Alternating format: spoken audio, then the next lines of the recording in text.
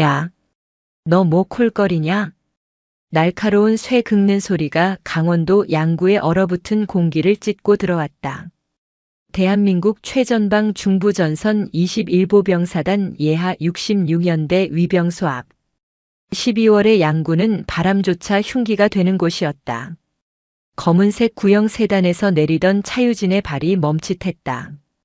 그녀는 오늘 동생 민우를 만나기 위해 큰맘 먹고 새로 산 옷을 입고 있었다.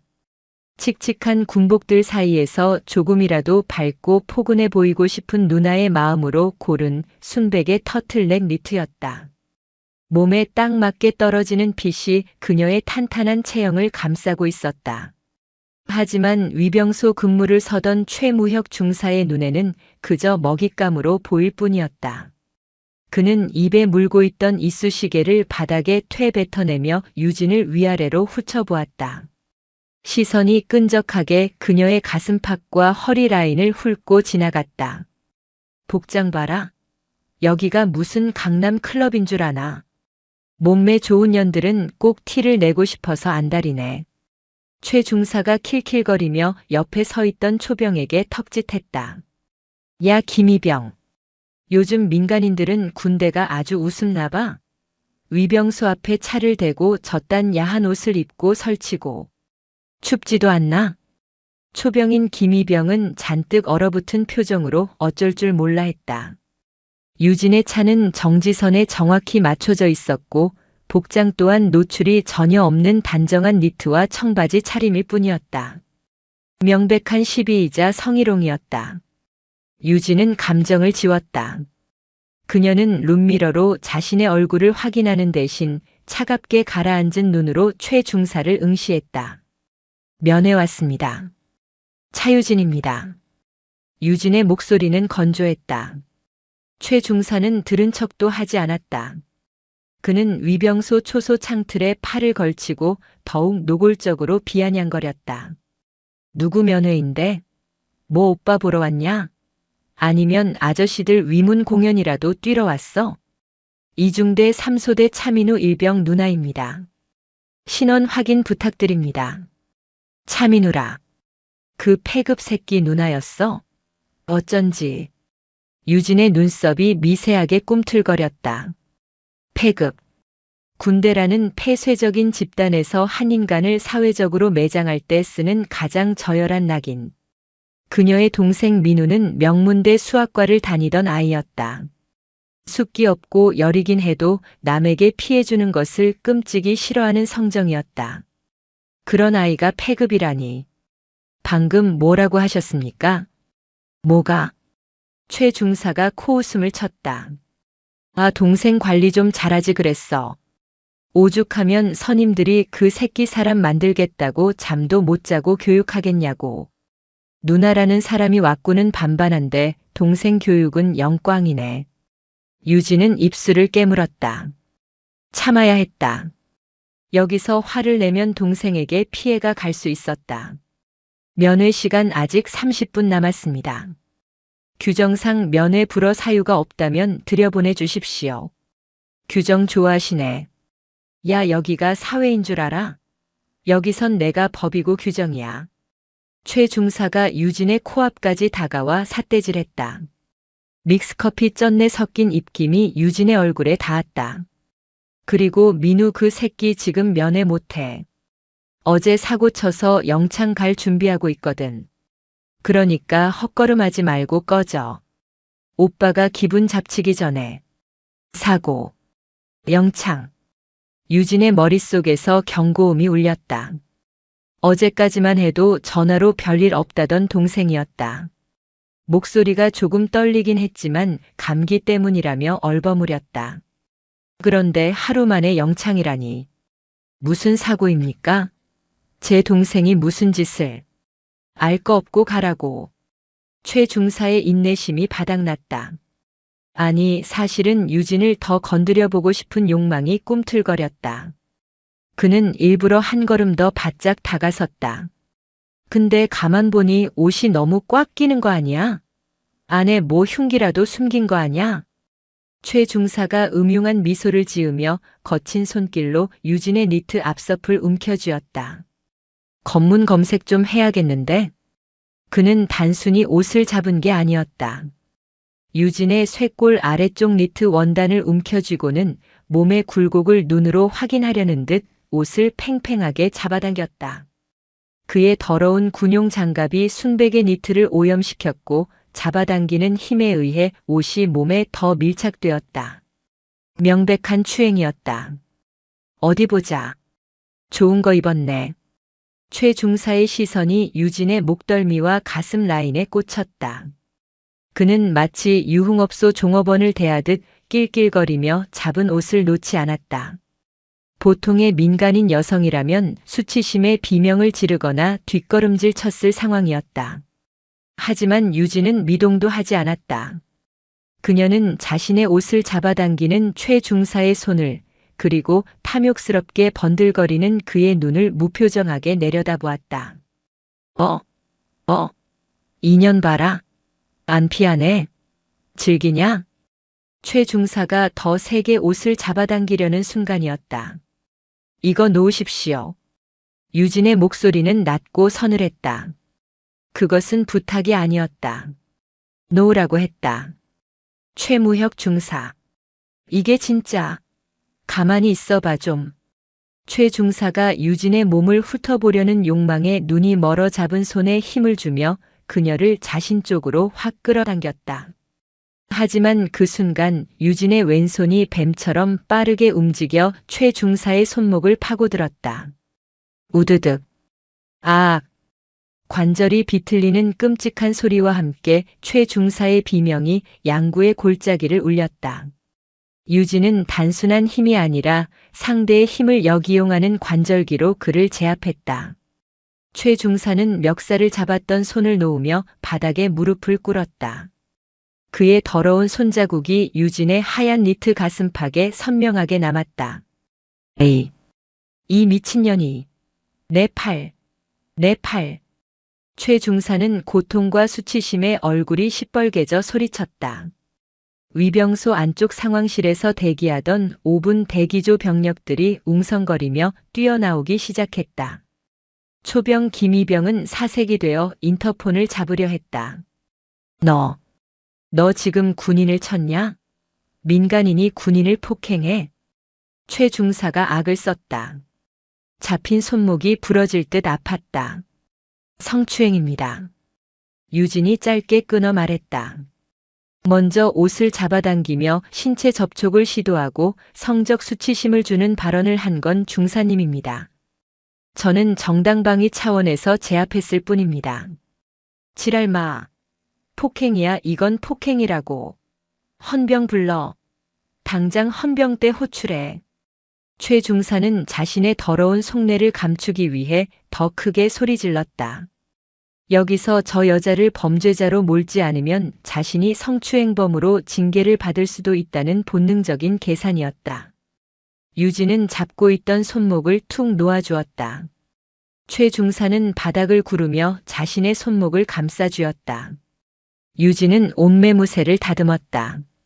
민우에게 예쁘게 보이고 싶어 샀던 흰 니트가 엉망으로 늘어나고 가슴팍에는 시커먼 손자국이 묻어 있었다. 그녀는 그 오물을 보며 눈을 가늘게 떴다. 군인의 손은. 그녀가 바닥에 주저앉은 최 중사를 내려다보며 말했다. 국민을 지키라고 있는 겁니다. 여자 옷 잡아당기며 수작 부리라고 있는 게 아니라. 뭐라고 인연이. 유진은 더 이상 그와 섞을 말이 없다는 듯 니트 안주머니에서 휴대폰을 꺼냈다. 최 중사가 벌떡 일어나 뺏으려 들었지만 그녀는 가볍게 몸을 틀어 피했다. 유진은 단축 번호 1번을 눌렀다. 신호 연결음이 2번 울리기도 전에 상대방이 전화를 받았다. 통신보안. 장군님. 접니다. 차유진. 장군님이라는 단어에 최 중사가 콧방귀를 꼈다. 지랄을 한다. 지랄을 해. 어디 배우 섭외했냐? 장군 같은 소리하고 자빠졌네. 유진은 최 중사의 비웃음을 무시하고 수화기에 대고 또박또박 말했다. 현재 위치 강원도 양구 21사단 66연대 위병소 앞. 민간인 신분으로 면회 요청 중 위병소 근무자 최무혁 중사에게 성희롱 및 강제추행을 당했습니다. 뭐? 유진아 지금 뭐라고 했나? 수화기 너머에서 묵직한 중년 남성의 목소리가 들려왔다. 보고 드립니다. 최무혁 중사가 제 동생 차민우 일병을 패급이라 칭하며 면회를 거부했고 제 복장을 지적하며 콜거리냐는 모욕적인 언사를 했습니다. 이후 검문 검색을 핑계로 제 상의를 강제로 잡아당겨 신체를 확인하려는 등 성적 접촉을 시도하여 제압했습니다. 야, 이 미친년아 전화 안 끊어. 죽고 싶어? 최 중사가 다시 달려들었다. 유진은 한 손으로 그를 제지하며 말을 이었다. 군사경찰 파견 요청합니다. 단순 시비가 아닙니다. 최무혁 중사의 발언으로 미루어 보아 제 동생 차민우 일병에게 심각한 신변의 이상이 생긴 것으로 추정됩니다. 차유진, 거기 딱 있어. 내가 지금 사단장에게 직통으로. 아닙니다, 사령관님. 사단장 라인 타면 시간 걸립니다. 그리고 내부에서 덮으려 들 겁니다. 그럼 어쩌려고? 제가 확인하겠습니다. 뭐? 제가 직접 들어갑니다. 브로큰 에로우 상황으로 간주하겠습니다. 유진이 전화를 끊었다. 브로큰 에로우. 현역 시절 그녀와 장 장군 사이에서 그것은 통제 불능의 위기 상황을 뜻하는 암호였다. 전화가 끊기자 유진은 휴대폰을 주머니에 넣고 최 중사를 똑바로 쳐다보았다. 최 중사는 본능적인 공포를 느꼈다. 더러워진 흰색 니트를 입은 여자의 눈빛은 굶주린 맹수의 그것보다 더 서늘했다. 비켜. 뭐? 마지막 경고다. 비켜. 최 중사가 뒷걸음질 쳤다. 그때였다. 위병소 안쪽에서 요란한 사이렌 소리가 울렸다. 5분 대기조가 출동하는 벨소리가 아니었다. 그것은 부대 전체를 뒤흔드는 비상경보였다. 위병소. 대대 지휘통제실이다. 현재 부대 내 응급환자 발생. 앰뷸런스 진입로 확보해라. 반복한다. 앰뷸런스 진입로 확보해라. 무전기에서 다급한 목소리가 터져나왔다. 최 중사의 무전기였다. 환자? 최 중사가 멍하니 되물었다. 환자 누구입니까? 3소대 차민우 일병. 추락사고다. 의식불명. 지금 헬기 요청했으니까 위병소는 게이트 다 열어. 차민우. 그 이름이 들리는 순간 유진의 세상이 멈췄다. 추락. 의식불명. 니트가 찢어질 듯 당겨졌을 때도 흔들리지 않았던 그녀의 동공이 지진이라도 난 듯 흔들렸다. 야, 이거 봐. 네 동생놈 병신짓 하다가. 최 중사가 비아냥거리며 입꼬리를 올리는 순간이었다. 쾅! 유진의 발이 위병소 철문을 걷어찼다. 육중한 철문이 굉음을 내며 찌그러졌다. 최 중사는 입을 벌린 채 굳어버렸다. 유진은 더 이상 그를 쳐다보지 않았다. 그녀의 시선은 위병소 너머 언덕 위 희미하게 보이는 대대 막사를 향해 있었다. 막아야 한다. 동생이 죽는다. 그녀의 본능이 경고하고 있었다. 이것은 사고가 아니다. 유진은 박살낼 듯한 기세로 위병소 바리케이드 앞에 섰다. 흙묻고 구겨진 흰색 니트 위로 살기가 피어올랐다. 지금부터. 그녀가 으르렁거렸다. 내 동생에게 가는 길을 막는 새끼는. 그녀의 눈빛이 양구의 겨울바람을 얼려버렸다. 적군으로 간주한다. 유진의 발길질에 찌그러진 위병소 철문이 기괴한 비명을 지르며 열렸다. 그 소리는 마치 21사단 전체에 울리는 선전포고와도 같았다. 거기 멈춰. 움직이면 쏜다. 최무혁 중사가 비명을 지르며 뒤로 물러났다. 그의 손목은 이미 덜렁거리고 있었다. 위병소 근무자들과 5분 대기조 병력 10수명이 총구를 유진에게 겨눴지만 누구도 방아쇠를 당기지 못했다. 눈앞의 여자는 맨손이었다. 하지만 그녀가 뿜어내는 기세는 완전 무장한 소대 병력보다 더 압도적이었다. 더럽혀진 흰색 니트를 입은 그녀는 마치 피에 젖은 설원 위의 늑대 같았다. 유진은 총구 따위는 보이지 않는다는 듯 성큼성큼 걸음을 옮겼다. 비키라고 했다. 그녀가 5분 대기조 분대장 앞을 지나치려 하자 분대장이 반사적으로 개머리판을 들어 유진의 앞을 막아섰다. 저 정지. 민간인은 출입통. 말이 끝나기도 전이었다.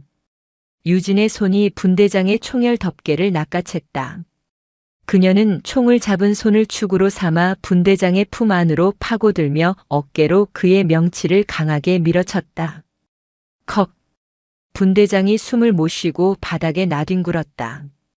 유진은 빼앗은 K 소총을 능숙하게 분해하여 공이치기 뭉치를 빼내 숲속으로 던져버리고 빈 총을 바닥에 던졌다. 실탄도 없는 빈 총으로 길 막지 마라. 병사들은 공포에 질려 길을 열었다. 그녀는 그들이 적인지 아군인지 구분할 시간조차 아까웠다. 유진은 가파른 언덕길을 달리기 시작했다. 폐가 터질 듯한 차가운 공기가 들어왔지만 그녀의 머릿속에는 오직 차민우 세 글자뿐이었다. 대대 의무실 앞은 아수라장이었다. 앰뷸런스 한 대가 시동을 건 채 대기 중이었고 군의관과 의무병들이 들것을 옮기고 있었다. 유진이 그곳에 도착했을 때 막 들것에 실려 앰뷸런스로 들어가는 창백한 손 하나가 보였다. 민우야. 유진이 앰뷸런스 뒷문을 잡고 뛰어올랐다. 누구십니까? 보호자분 타시면 안 됩니다. 군의관이 제지하려 했지만 유진은 그를 밀치고 들것 위에 동생을 확인했다. 민우였다. 하지만 그녀가 알던 해맑은 동생의 모습은 온데간데 없었다. 산소 마스크를 쓴 얼굴은 핏기 하나 없이 창백했고 목에는 선명한 사큰 자국이 그리고 드러난 팔과 손목에는 시커먼 멍 자국들이 지도처럼 얼룩져 있었다. 유진의 손이 떨렸다. 그녀는 특수부대 시절 수많은 시신과 부상자를 봐왔다. 이것은 단순한 추락사고의 흔적이 아니었다. 오랜 기간에 걸친 집요하고 악랄한 폭력의 흔적. 이게 추락사고라고. 유진이 천천히 고개를 들어 군의관을 노려보았다. 군의관인 김대위는 유진의 눈을 피하며 헛기침을 했다. 일단 환자 상태가 위독해서 국군 수도병원으로 후송해야 합니다. 자세한 건 나중에. 목에 이 자국 밧줄 자국이잖아. 이게 떨어져서 생긴 상처야? 팔에 이멍들 방어흔이잖아. 누군가 때려서 막다가 생긴 거잖아. 유진의 고함에 앰뷸런스 안이 울렸다. 저는 모릅니다. 그냥 위에서 보고하라고 한 대로. 김대위가 말실수를 깨닫고 입을 다물었다. 위에서? 그때 밖에서 군화 발소리와 함께 날카로운 고함이 들려왔다. 뭐 하는 짓이야? 당장 그 여자 끌어내. 대대장 민석훈 중령이었다. 잘 다려진 전투복에 지휘봉을 든 그는 자신의 부대에서 민간인이 소란을 피운다는 사실에 분노하고 있었다. 헌병 2명이 앰뷸런스에 올라타 유진의 양팔을 잡았다. 나, 이거 놓으라고. 끌어내. 업무 방해, 무단 침입으로 현행범 체포해. 유진은 앰뷸런스 밖으로 끌려 나왔다. 그녀는 바닥에 내동댕이 쳐졌지만 곧바로 일어나 민중령을 노려보았다. 민중령은 유진의 하얀 니트에 찍힌 최중사의 더러운 손자국을 보고 미간을 찌푸렸다. 당신이 차민우 누나야? 동생이 사고 쳐서 부대 뒤집어 놓은 것도 모자라 누나까지 와서 난동이야? 가정교육을 어떻게 받은 거야? 민중령이 지휘봉으로 유진의 가슴팍을 툭툭 쳤다. 사고? 제 동생 몸 보셨습니까? 그게 사고로 보입니까? 누가 봐도 구타 및 가혹행위. 닥쳐. 여기가 어디라고 훈계질이야. 민중령이 말을 끊었다. 차민우 일병은 작업 중 본인 부주의로 난간에서 떨어졌어. 목에 상처? 떨어지면서 전선에 감긴 거야. 억측 부리지 마. 당신 지금 군법이 얼마나 무서운지 모르나 본데. 군법. 유진이 헛웃음을 지었다. 그래. 군법. 그녀가 민중령에게 한 걸음 다가갔다. 헌병들이 막으려 했지만 그녀의 기세에 눌려 주춤했다. 형법 제30조 공동정범, 군형법 제62조 가혹행위, 그리고 제53조 직무유기. 당신이 지금 덮으려고 하는 게 뭔지 내가 하나하나 읊어줄까? 이 여자가 미쳤나? 내 동생 저 차에 태워보내. 살려내야 하니까. 하지만 난 안 가. 여기서 밝혀야겠어. 누가 내 동생을 저 지경으로 만들었는지, 누가 그 밧줄을 목에 감았는지. 유진의 눈빛이 대대장의 뒤편 병사들이 모여있는 생활관 건물을 향했다. 그리고 당신이 그걸 어떻게 묵인했는지. 체포해. 뭐하고 있어? 수갑 채워. 민중령이 악을 썼다. 헌병들이 수갑을 꺼내 들고 달려들었다. 유진은 반항하지 않았다. 지금 힘을 빼면 진짜 범인을 잡을 기회를 놓친다. 그녀는 헌병들에게 제압당하면서도 시선을 생활관 창문에 고정했다. 3층 창문. 커튼 뒤에서 누군가가 이 상황을 지켜보며 웃고 있었다. 유진의 동체 시력이 그 웃음을 포착했다. 기다려. 유진이 속으로 뇌까렸다. 내 동생이 흘린 피 한 방울도 남김없이 찾아갈 테니까. 유진은 대대장실 옆 회의실에 구금되었다. 헌병 한 명이 문을 지키고 있었지만 사실상 감금이나 다름없었다. 하지만 민석훈 중령은 큰 실수를 했다. 그녀의 휴대폰을 압수하지 않은 것이다. 아니, 못한 것이다. 장태수 장군이 다시 전화를 걸어와 대대장을 직접 바꿔달라고 호통을 쳤기 때문이다. 예, 사령관님. 오해십니다. 민간인이 너무 흥분해서 잠시 안정을. 예, 알겠습니다. 즉시 풀어드리겠습니다. 하지만 부대 내 보안 구역은 전화기 너머로 깨지는 소리가 들릴 정도로 장 장군의 호통이 이어졌다. 민중령은 사색이 되어 전화를 끊고 헌병에게 눈짓을 했다. 풀어드려. 대신 단독 행동은 절대 안 돼. 헌병 때 올 때까지만 잠시 대기하게 해. 민중령이 나가자마자 유진은 자리에서 일어났다. 그녀는 헌병이 잠시 한눈을 판 사이 창문을 열었다. 2층이었지만 배관을 타고 내려가는 건 그녀에게 일도 아니었다. 그녀의 목적지는 단 한 곳. 이중대 3소대 생활관. 어둠이 내린 부대는 스산했다. 유진은 그림자처럼 움직여 막사 뒤편으로 잠입했다. 보일러실 쪽에서 매캐한 담배 냄새가 났다. 병사 2명이 쭈그리고 앉아 담배를 피우며 낄낄거리고 있었다. 야, 그 새끼 진짜 죽은 거 아니냐? 안 죽어. 줄 끊어졌잖아. 쉬한 거지 뭐. 근데 강 병장님이 좀 심하게 패긴 했어. 관물대에 머리 박을 때 소리 들었냐? 퍽 소리 나던데. 아, 몰라. 우린 시키는 대로 막만 봤잖아. 근데 그 누나라는 여자 몸매 죽이더라. 강 병장님이 그 여자 어떻게 해보려다가 실패해서 더 빡돈 거라며? 유진은 어둠 속에서 주먹을 꽉 쥐었다. 모든 퍼즐이 맞춰졌다. 강 병장. 그놈이 주동자다. 그리고 내 동생은 자살 시도를 한 게 아니라 당한 거다. 유진은 병사들을 지나쳐 막사 안으로 진입했다. 복도는 고요했다. 당직 사관이 자리를 비운 틈을 타 3소대 생활관 문 앞에 섰다. 문틈으로 왁자지껄한 소리가 새어나왔다. 사람 하나가 죽어가는데 그들은 웃고 있었다. 유진이 문을 열었다. 드르륵. 순간 정적이 흘렀다. 20여 명의 병사들이 일제히 문 쪽을 쳐다봤다. 훈훈한 공기 속에 역겨운 땀 냄새와 과자 냄새가 섞여 있었다.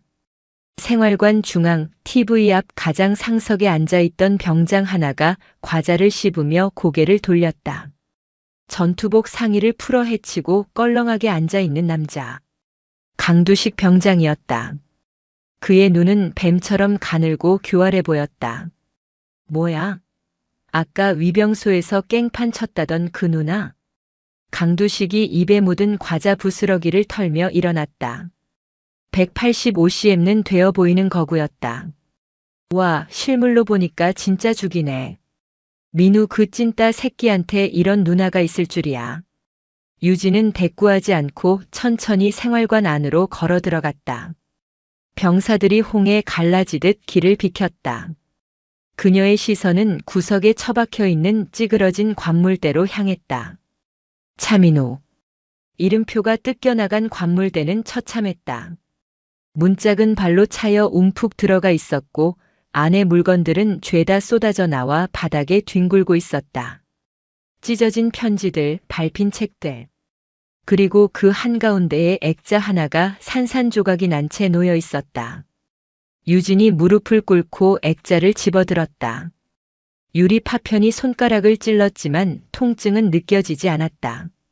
사진 속에서 환하게 웃고 있는 아버지와 어린 민우 그리고 유진. 아버지가 돌아가시기 전 마지막으로 찍은 가족 사진이었다. 민우가 입대할 때 이거 하나면 군 생활 버틸 수 있어라며 소중하게 챙겨갔던 보물 1호. 사진 속 민우의 얼굴 위로 누군가 담배를 비벼 끈 자국이 선명했다. 아, 그거? 강두식이 유진의 뒤로 다가와 비릿하게 웃었다. 제가 깼습니다. 청소하다가 실수로. 아, 담배빵은 우리 애들이 장난친 거고. 근데 뭐 사진 한 장 가지고 청승입니까? 오빠가 새로 하나 찍어줄까? 우리 둘이서? 주변 병사들이 킥킥거리며 눈치를 봤다. 강두식은 이 상황을 즐기고 있었다. 민간인, 그것도 여자가 여기 들어와 봤자 뭘 할 수 있겠냐는 오만함이 깔려 있었다. 유진이 천천히 일어났다. 깨진 액자에서 쏟아진 유리 조각들이 그녀의 흰색 니트 무릎 부분에 박혀 반짝거렸다. 그녀는 깨진 사진을 품에 넣고 돌아섰다. 강두식 병장. 유진의 목소리는 지옥에서 불어오는 바람처럼 차가웠다. 네네, 말씀하세요, 누님. 아, 이름이 유진이라면서요? 유진아. 강두식이 유진의 어깨에 손을 올리려 했다. 내 동생 관물대가 왜 이 모양이지? 아까 말했잖아요. 청소하다가. 내 동생 목에 밧줄은 누가 걸었지? 강두식의 표정이 살짝 굳었다가 이내 비웃음으로 바뀌었다. 그 새끼가 죽고 싶어서 환장해서 지가 걸었지. 내가 좀 도와주긴 했지만. 야, 솔직히 말해서 네 동생 같은 패급은 군대에 있으면 안 돼. 우리도 힘들다고. 그래서 내가 좀 편하게 해주려고. 편하게. 유진이 고개를 끄덕였다. 그래. 너희 같은 쓰레기들은 편하게 살면 안 되지. 뭐? 이 씨발년이 말이 짤. 강두식이 손을 들어 유진의 뺨을 때리려 했다. 아니, 그러려고 했다. 하지만 그의 손바닥이 유진의 얼굴에 닿기도 전에 유진의 왼손이 그의 손목을 낚아챘다. 아까 최 중사의 손목을 꺾었을 때와는 차원이 다른 속도와 힘이었다. 강두식이 당황하는 사이 유진의 오른손이 펴지며 그의 턱을 정확하게 가격했다. 퍽. 둔탁한 타격음과 함께 강두식의 고개가 뒤로 젖혀졌다. 그는 비틀거렸지만 쓰러지지 않았다. 맷집 하나는 좋은 놈이었다. 에이. 무게 같은 년이. 강두식이 눈이 뒤집혀 유진에게 달려들었다. 그는 군대에 오기 전 조직폭력배 추종 세력에서 굴러먹던 놈이었다. 싸움에는 이골이 난 놈이었다. 하지만 그는 몰랐다. 자신이 상대하는 여자가 707 특수임무단에서 인간 병기들을 가르치던 교관 코드명 바이퍼라는 사실을. 유진은 달려드는 강두식의 품으로 파고들었다. 생활관은 순식간에 격투장이 되었다. 병사들은 비명을 지르며 관물대 위로 올라가거나 구석으로 도망쳤다. 강두식의 주먹이 유진의 얼굴을 노리고 날아왔다. 유진은 고개를 살짝 틀어 피하고 동시에 그의 오금을 걷어찼다. 강두식의 다리가 풀리며 자세가 무너졌다. 유진은 그 틈을 놓치지 않고 그의 멱살을 잡고 업어치기를 시도했다. 80kg 넘는 거구가 공중으로 붕 떴다가 바닥에 내리꽂혔다. 쾅! 생활관 바닥이 울렸다. 강두식은 숨이 턱 막혀 쿨럭거렸다. 하지만 그는 도끼가 바짝 오른 독사처럼 다시 일어났다. 죽여버릴 거야. 그가 주변에 있던 철제 의자를 집어들었다. 이성을 잃은 살인자의 눈빛이었다. 야, 다 덤벼. 전연 잡아. 강두식이 소리쳤지만 다른 병사들은 감히 끼어들 엄두를 내지 못했다. 유진의 움직임은 그들이 훈련소에서 배운 태권도나 특공무술과는 차원이 달랐다. 강두식이 의자를 휘둘렀다. 유진은 뒤로 한 바퀴 구르며 피했다. 의자가 관물대를 강타하며 찌그러졌다. 유진은 구르기의 반동을 이용해 튀어오르며 강두식의 명치에 니킥을 꽂아 넣었다. 커! 강두식이 의자를 놓치고 무릎을 꿇었다. 위액이 넘어오는 역겨운 소리가 들렸다. 유진은 멈추지 않았다. 그녀는 강두식의 뒤로 돌아가 그의 오른팔을 꺾어등 뒤로 올렸다. 아! 이 팔이냐? 유진이 물었다. 이 팔로 내 동생 때렸어?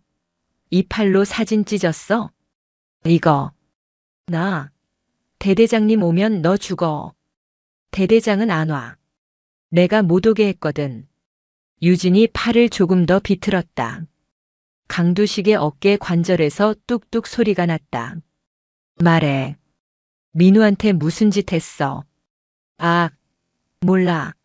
그 새끼가 병신이라서. 우드득. 유진이 망설임 없이 팔을 꺾었다. 이번에는 탈구가 아니었다. 뼈가 부러지는 소리였다. 끄악. 강두식이 바닥에 머리를 찌우며 짐승 같은 비명을 질렀다. 그는 고통에 몸부림치며 오줌을 지렸다. 생활관 안에는 그의 비명 소리와 역겨운 지린내만이 가득했다. 유진은 꺾인 팔을 놓지 않은 채 주변을 둘러보았다. 구석에서 벌벌 떨고 있는 이등병 하나가 눈에 들어왔다. 가장 막내로 보이는 핏기 없는 얼굴의 병사. 최진우 이병이었다. 너. 유진이 불렀다. 이리 와. 최 이병이 울음을 터뜨리며 주저앉았다. 너도 봤지? 여기서 무슨 일이 있었는지. 저는 아무것도. 강두식이 시켰나? 말하면 죽인다고. 유진이 강두식의 머리채를 잡아 들어 올렸다. 강두식은 고통으로 기절하기 일보 직전이었다. 이놈은 이제 끝났어. 너를 못 지켜줘. 아니, 너를 해칠 수도 없어. 그러니까 말해. 민우한테 무슨 짓 했어? 최 이병이 떨리는 입술을 열었다. 그의 시선이 바닥에 뒹구는 민우의 찢어진 가족 사진에 머물렀다. 민우가 밤마다 그 사진을 보며 울던 모습이 떠올랐다. 매일이었습니다. 최 이병이 울먹이며 말했다. 강 병장님이 민우 형 잠도 안 재우고 화장실에서 물고문하고 어제는 보일러실로 끌고 가서 목매는 신용하라고 낄낄거리면서 사진 찍고 유진의 눈에서 불꽃이 튀었다. 신용이 아니었다. 살인 미수였다. 그때 생활관 문이 거칠게 열리며 무장한 헌병들이 들이닥쳤다. 뒤이어 대대장 민석훈 중령이 헐레벌떡 들어왔다. 이 무슨 난장판이야. 차유진, 당장 그 손 놔. 민 중령이 강두식의 처참한 몰골을 보고 경악했다. 팔은 기괴하게 꺾여 있었고 바닥은 토사물과 오물로 엉망이었다. 현행범이다. 민간인이 군인을 폭행하고 상해를 입혔어. 체포해. 당장 수갑 채워. 헌병들이 총구를 겨누며 다가왔다. 유진은 강두식을 쓰레기 버리듯 바닥에 던졌다. 그녀는 천천히 두 손을 들었다. 하지만 그녀의 눈빛만은 헌병들을 압도하고 있었다. 체포하십시오.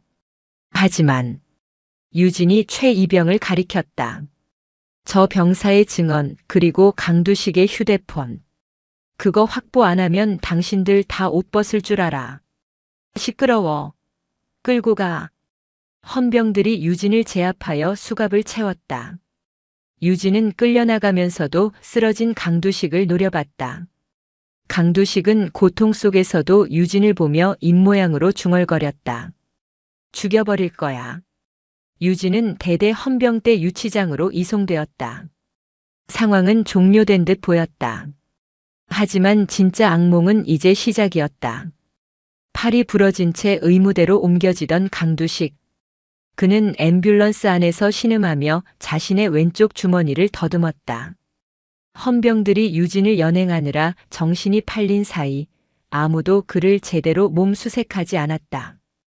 그의 주머니에는 아까 압수당하지 않은 몰래 숨겨둔 스마트폰이 들어있었다. 그리고 그의 눈은 고통과 분노로 미쳐 돌아가고 있었다.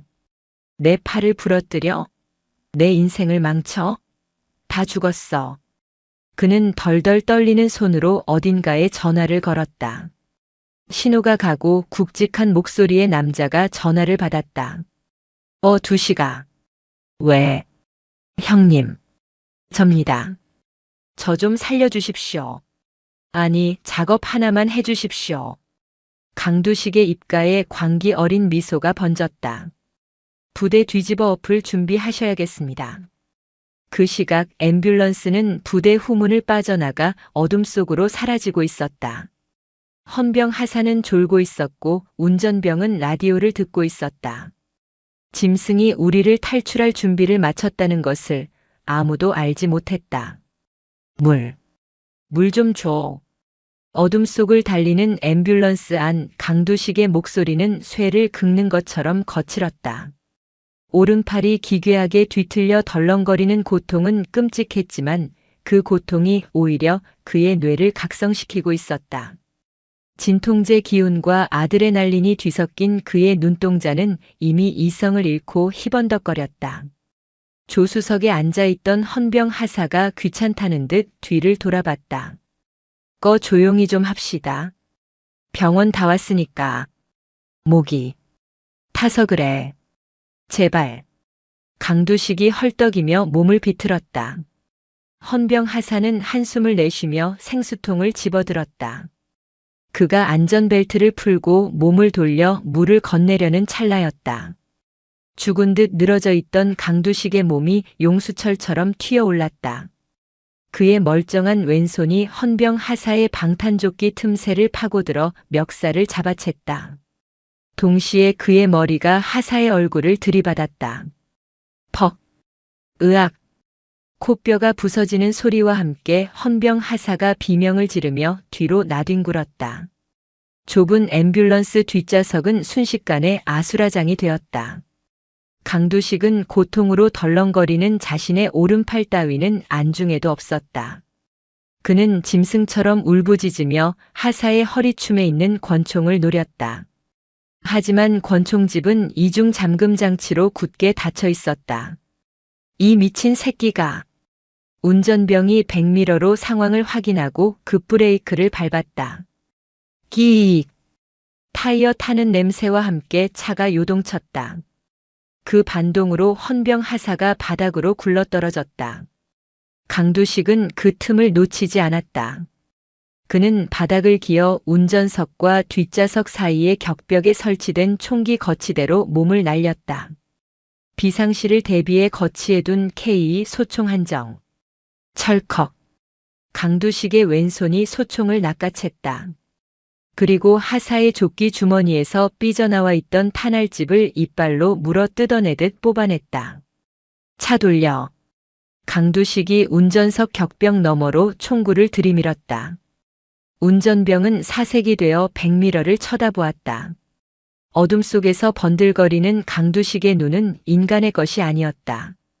뭐 하는 거야? 너 지금 이러면 진짜 끝장이야. 어차피 끝났어. 강두식이 킬킬거렸다. 입가에 터진 피와 침이 뒤섞여 흘러내렸다. 내 팔 병신되고 영창 가고 전과자 되고 내 인생 그년 때문에 다 끝났다고. 그러니까 혼자는 안 가. 철커덕. 그가 한 손과 허벅지를 이용해 능숙하게 놀이쇠를 전진시켰다.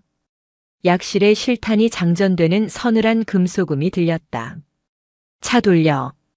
부대로 다시 간다. 미쳤어? 절대 못해. 탕. 좁은 차 안에서 귀를 찢는 듯한 폭음이 터졌다. 운전석 천장에 구멍이 뚫리고 화약 냄새가 진동했다. 운전병은 비명을 지르며 핸들을 놓쳤다. 다음은 네 머리통이야. 차 돌려. 아, 알겠어. 알겠어. 쏘지 마. 앰뷸런스가 도로 위에서 불법 유턴을 하며 굉음을 냈다. 멀어지던 부대의 불빛이 다시 가까워지고 있었다. 강두식은 창밖을 보며 흐느끼듯 웃었다. 기다려라 차유진. 그리고 차민우. 내 팔 하나 값 니들 목숨으로 받아낼 테니까. 같은 시각 21사단 66연대 지휘통제실. 민석훈 중령은 식은땀을 흘리며 전화기를 붙들고 있었다. 사단 본부의 질책이 쏟아지고 있었다. 민간인이 위병소에서 난동을 부리고 부대 안까지 들어와 병사를 폭행했다는 보고가 벌써 상급 부대까지 올라간 모양이었다. 예. 제가 잘 처리하고 있습니다. 그 여자가 워낙 막무가내라. 예. 장태수 사령관님이요? 민중령의 얼굴이 흑빛이 되었다. 차유진이라는 그 여자가 진짜로 특수전 사령부 거물과 연결되어 있다는 사실을 확인하는 순간이었다. 그때였다. 통신병이 헤드셋을 벗어 던지며 다급하게 외쳤다. 대대장님, 응급 후송 차량에서 총성 청취. 현재 헌병 반장과 통신 두절입니다. 뭐? 후송 차량이 회차하고 있습니다. 부대 정문으로 고속 접근 중. 운전병이 인질로 잡힌 것 같습니다. 지휘통제실의 공기가 얼어붙었다. 민중령은 상황판을 멍하니 쳐다보았다. 이게 무슨 소리인가? 팔이 부러져서 실려나간 병사가 총을 뺏어서 돌아오고 있다니. 막아. 위병소 폐쇄해. 들어오게 하면 안 돼. 위병소 근무자들 현재 비무장 상태입니다. 아까 차유진 씨가 제압하면서. 젠장. 민중령이 욕설을 내뱉었다. 그때 찢어질 듯한 사이렌 소리가 부대 전체를 뒤흔들었다. 우우. 진돗개 하나 발령. 현 시간부로 부대 전 병력 무장 투입. 거수자는 무장 탈영병 강두식 병장. K 소총 및 실탄 소지. 방송이 나가자마자 지휘통제실 문이 벌컥 열렸다.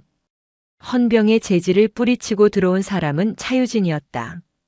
그녀의 하얀 니트는 흑투성이가 되어 있었고 손목에는 여전히 수갑이 채워져 있었다. 풀어. 유진이 민중령에게 다가가며 말했다. 그녀의 목소리는 사이렌 소리보다 더 차분하고 냉정했다. 당신 지금 제정신이야? 여기가 어디라고 들어와? 강두식이 돌아왔지? 유진의 말에 민중령이 흠칫했다. 그 짐승 새끼 그냥 도망칠 놈이 아니야. 복수하러 온 거야. 내 동생 그리고 나를 죽이러. 그러니까 넌 여기 얌전히 있어. 헌병대가 알아서 할 테니까. 당신네 헌병들 앰뷸런스 안에서도 제압당해서 총 뺏긴 놈들이야. 그놈들한테 내 동생 목숨 못 맡겨. 유진이 수갑찬 두 손을 민중령의 책상 위에 쾅 내려놓았다. 수갑 풀어. 그리고 장비 줘. 이 여자가 진짜 미쳤나? 민간인한테 총을 달라고. 법무관. 이 여자 당장 끌고 가서 유치장에. 따르릉. 민중령의 직통 전화가 다시 울렸다. 발신자는 장태수. 민중령은 떨리는 손으로 수화기를 들었다. 충성. 대대장 민석훈입니다. 민중령. 지금 당장 차유진한테 지휘권 넘겨. 수화기 너머 장태수 장군의 목소리는 천둥 같았다. 예. 사령관님 그게 무슨. 전시 특례 조항 제4조. 지휘관 유고 시 혹은 작전 수행 불능 시 상급 지휘관의 명에 따라 현장 최고 적임자에게 작전권을 위임할 수 있다. 지금 자네 부대는 뚫렸어. 자네 능력으로는 그 탈영병 못 잡는다. 하지만 민간인입니다. 규정상. 차유진은 내부하야. 예비역 대위이자 대한민국 최고의 대테러 전문가다. 규정 따지다가 병사들 다 죽일 셈인가. 민중령, 자네 옷 벗고 싶어? 내 말대로 해. 모든 책임은 내가 진다. 장 장군의 호통에 민중령은 넋이 나간 표정으로 전화를 끊었다. 그는 덜덜 떨리는 손으로 헌병에게 열쇠를 던졌다. 풀어줘. 대대장님? 풀어주라고. 그리고 무기고 개방해. 철커덕. 수갑이 풀리자 유진은 손목을 가볍게 돌렸다. 붉게 자국이 남았지만 그녀는 개의치 않았다. 그녀는 상황판 앞으로 다가가 부대 배치도를 훑어보았다. 0.5초 만에 지형지물이 머릿속에 입력되었다. 타깃은 강두식. 무장은 K 소총, 실탄은 최대 20발 내외. 유진이 행정보급관을 바라보았다. K1 기관단총 말고 K2로 주세요. 야간투시경 PVS-11K 그리고 방탄조끼. 예. 아, 예. 행보관이 얼떨결에 관물대에서 자신의 총기와 장구류를 꺼내주었다. 유진은 흰색 니트 위에 방탄조끼를 걸쳤다. 순백의 니트가 투박한 얼룩무늬 조끼에 가려졌다. 그녀가 익숙한 손놀림으로 총기를 점검했다. 놀이쇠 후퇴 고정, 약실 확인, 격발 분량 확인. 기계보다 더 정확한 동작이었다. 탄알집. 그녀가 손을 내밀었다. 행보관이 실탄이 든 탄알집 2개를 건넸다. 민중령님. 유진이 장비를 갖추고 문을 나서기 전 뒤를 돌아보았다. 그녀의 눈빛은 더 이상 억울한 피해자 누나가 아니었다. 전장을 지배하는 지휘관 코드명 바이퍼의 눈빛이었다. 지금부터 이 작전 제가 통제합니다. 병력들은 생활관 내 대기시키세요.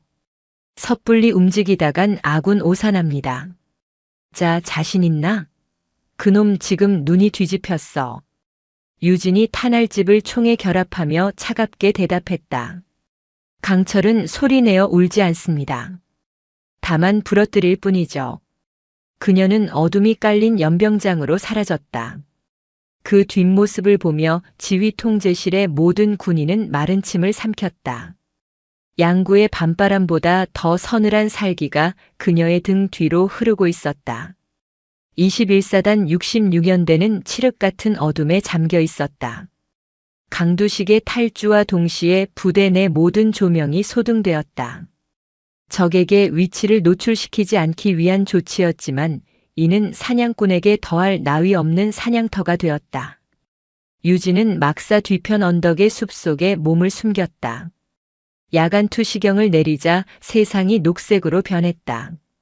그녀의 호흡은 느리고 규칙적이었다. 심장 박동수를 분당 60회 이하로 유지하며 청각과 시각을 극대화했다. 놈의 목표는 둘. 민우가 있는 의무실 아니면 내가 있다고 생각하는 지휘 통제실. 하지만 강두식은 단순한 탈영병이 아니다. 그는 이 부대의 지리를 누구보다 잘 알고 있는 고인 물병장이었다. 그가 정문으로 돌파했을까? 아니다. 앰뷸런스를 미끼로 쓰고 다른 곳으로 침투했을 가능성이 크다. 탕! 그때 연병장 중앙에서 총성이 울렸다. 유진의 고개가 반사적으로 돌아갔다. 녹색 화면 속에 희미한 불꽃이 잡혔다. 연병장에 세워져 있던 앰뷸런스였다. 운전석 문이 열려 있었고 누군가 허공을 향해 위협 사격을 가하고 있었다. 나와. 차유진 나와. 안 나오면 여기 있는 새끼들 다 죽여버린다. 강두식의 목소리였다. 그는 앰뷸런스를 엄폐물 삼아 막사를 향해 소리 지르고 있었다. 함정이다. 유진은 직감했다. 흥분해서 날뛰는 것처럼 보이지만 그는 엄폐물 뒤에 몸을 숨기고 있다. 누군가 접근하면 쏘겠다는 태세였다. 지휘 통제실 무전기가 치직거렸다. 유진이 귀에 꽂은 인이어를 눌렀다. 알파, 여기는 상황실. 타깃 식별. 5분 대기조 투입하겠음. 대기하세요. 유진이 낮게 속삭였다. 놈은 지금 위치를 알리고 있습니다. 병력을 유인해서 난전을 유도하려는 겁니다. 접근하면 헌병들을 쏠 겁니다. 그럼 어떡합니까? 저러다 민간인 피해라도. 제가 갑니다. 우회해서 뒤를 칩니다. 유진은 숲길을 따라 소리 없이 이동했다. 낙엽 밟는 소리조차 나지 않는 완벽한 잠입보행. 그녀는 하얀 니트가 어둠 속에서 눈에 띌 것을 염려해 흙바닥에 뒹굴어 위장색을 입혔다. 그녀가 연병장 측면 배수로에 도착했을 때였다. 강두식이 갑자기 총구를 돌려 막사 2층 창문을 향해 난사했다. 두두두두. 유리창이 박살나며 파편이 쏟아졌다. 병사들의 비명이 들렸다. 아, 엄마, 나오라고. 내 팔 이렇게 만든 년 나오라고. 강두식은 완전히 미쳐 있었다. 그는 팔의 고통을 잊기 위해 마약처럼 분노를 태우고 있었다. 유진은 배수로를 타고 앰뷸런스 사각지대로 접근했다. 거리는 50m. 유진이 K 소총을 견착했다. 가늠자 너머로 강두식의 머리가 보였다. 방아쇠에 검지를 걸었다. 지금 쏘면 끝난다. 하지만 그녀는 방아쇠를 당기지 못했다. 강두식의 옆 앰뷸런스 바퀴 쪽에 누군가 쓰러져 있었다. 운전병이었다. 강두식은 한 손으로 소총을 잡고 다른 한 손으로는 기절한 운전병의 뒷덜미를 잡고 있었다. 인간 방패였다. 치밀한 새끼. 강두식은 미친 척하고 있었지만 본능적으로 자신이 살 길을 찾고 있었다. 운전병을 방패 삼아 움직인다면 저격은 불가능하다. 그때 강두식이 무전기를 꺼내 들었다. 탈취한 헌병 하사의 무전기였다. 대대장님 듣고 계시죠? 저랑 거래합시다. 스피커를 통해 들려오는 목소리에 비웃음이 섞여 있었다. 차유진 그년이랑 차민우 내 앞에 데려오십시오. 그럼 이 운전병 살려줍니다. 5분 줍니다. 안 그러면 이 새끼 머리통에 구멍 냅니다. 지휘 통제실은 침묵에 빠졌다. 민중령은 어쩔 줄 몰라 발만 동동 구르고 있었다. 유진은 입술을 깨물었다. 5분. 시간이 없다. 그녀는 조용히 배수로에서 몸을 일으켰다. 정면 승부는 불가능하다. 그렇다면 놈의 심리를 이용해야 한다. 유진이 무전기 송신 버튼을 눌렀다. 강두식. 스피커를 통해 유진의 목소리가 연병장에 울려 퍼졌다. 강두식이 흠칫하며 주변을 두리번거렸다. 어디냐? 어디 숨었어 이 비겁한 년아. 비겁? 약한 동생 괴롭히고 팔 부러지니까 총 들고 설치는 내가 할 소리는 아니지. 유진은 말을 하면서 계속 이동했다. 소리의 방향을 종잡을 수 없게 만들기 위해서였다. 내 팔 내가 꺾었어. 기억나지? 그 뼈가 으스러지는 소리. 닥쳐. 닥쳐. 강두식이 허공에 총을 쐈다. 아프지? 지금도 죽을 만큼 아플 거야. 근데 그거 알아? 그건 시작일 뿐이야. 내가 너한테 갈 거니까. 가서 나머지 팔도 다리도 다 부러뜨려 줄게. 나와. 나오라고. 강두식은 운전병을 질질 끌며 소리가 들리는 쪽으로 몸을 돌렸다. 그가 몸을 돌린 순간 그의 등 뒤가 텅 비었다. 하지만 유진은 그곳에 없었다. 그녀는 이미 앰뷸런스 반대편 강두식이 전혀 예상치 못한 곳으로 이동해 있었다. 강두식은 공포를 느끼고 있었다. 분명 자신이 총을 들고 있는데 자신이 사냥당하는 느낌이었다. 어둠 속 어디선가 그 여자가 자신을 보고 있다는 생각에 등골이 오싹해졌다. 찾았다. 유진의 목소리가 이번에는 무전기가 아니라 바로 뒤에서 들렸다. 강두식이 기겁하며 몸을 돌리려는 순간 유진이 던진 돌멩이가 앰뷸런스 보닛을 강타했다. 탕! 강두식은 반사적으로 보닛 쪽을 향해 총을 발사했다. 그 찰나의 순간 유진은 반대편 어둠 속에서 뛰쳐나왔다. 거리는 10m. 유진은 사격하지 않았다. 운전병이 맞을 위험이 있었다. 그녀는 소총을 등 뒤로 돌리고 허리춤에서 대검을 뽑아들었다. 총보다 더 조용하고 더 확실한 무기. 강두식이 헛것을 보고 총을 쏘는 사이 유진은 그의 사각지대를 파고들었다. 그녀의 흰색 니트는 흑투성이가 되어 이제는 완벽한 위장복이 되어 있었다. 악! 유진의 발이 강두식의 오금을 정확히 가격했다. 강두식이 중심을 잃고 휘청거렸다. 유진은 그 틈을 놓치지 않고 그의 총신을 잡아 비틀었다. 이미 한쪽 팔이 부러진 강두식은 악력 싸움에서 상대가 되지 않았다. K 소총이 바닥으로 떨어졌다. 하지만 강두식에게는 아직 숨겨둔 것이 있었다. 그가 품속에서 탈취한 헌병 하사의 대검을 꺼내 유진의 복부를 찔러 들어왔다. 죽어. 쉭. 날카로운 칼날이 유진의 니트를 스치고 지나갔다. 하얀 올이 풀리며 붉은 선혈이 배어나왔다. 얕은 상처였지만 아찔한 순간이었다. 유진은 뒤로 물러나며 자세를 잡았다. 강두식은 헐떡이며 칼을 휘둘렀다. 너만 없었으면, 너만 아니었으면, 나만 아니었으면 넌 평생 내 동생을 괴롭히고 제대에서는 잘난 아버지 믿고 떵떵거리며 살았겠지. 유진이 대검을 역수로 쥐었다. 근데 어쩌나. 내 운은 어제부로 다했어. 넌 건드려선 안 될 걸 건드렸거든.